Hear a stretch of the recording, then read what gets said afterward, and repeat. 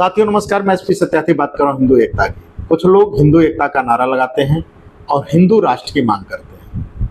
इसके पीछे उनकी चाल या कुछ और, आइए समझने की कोशिश करते हैं। जैसा आप सभी को मालूम है, ये नारा तभी उठता है जब चुनाव आता है।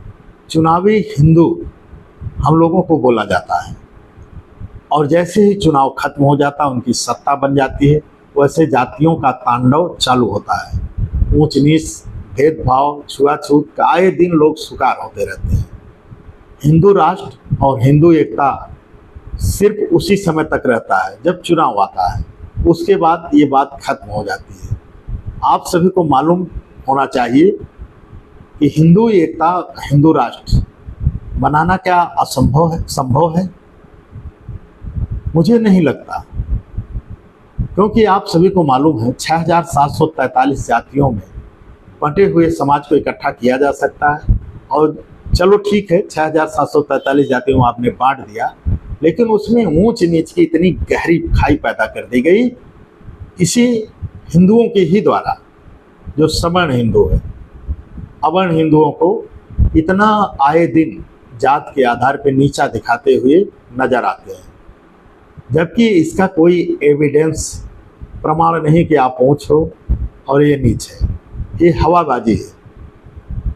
लेकिन साथियों, लोगों को अपमानित दिलों के अंदर इतना ठोस ठोस के भर दिया गया है कि उनको बता दिया कि तुम नीच हो, चाहे वो जितना ऊंचा काम कर ले, लेकिन वो नीच है। और ये चाहे जितना नीचा काम कर ले, ये ऊंच है। ऐसी व्यवस्थाओं से लोगों को आए दिन प्रताड़ित, प्रसान किया जाता मानसिक रूप से।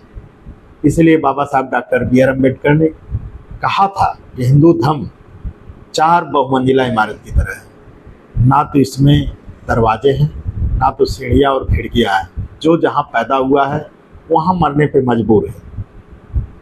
इसलिए उन्होंने कहा था कि मैं हिंदू धर्म में पैदा हुआ, ये मेरे बस की बात नहीं, लेकिन मैं हिंदू धर्म में मरूंगा नहीं, ये मेरे बस में है।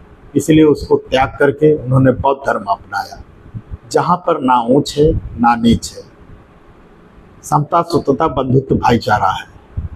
जैनी जातियां है ही नहीं, इसलिए बौद्ध धर्म अपनाया। और बौद्ध धर्म की रूट्स भारत में ही है, यहीं का धर्म है, यहीं के विचारधारा है, यहीं के लोगों की है, इसलिए उन्होंने अपनाया।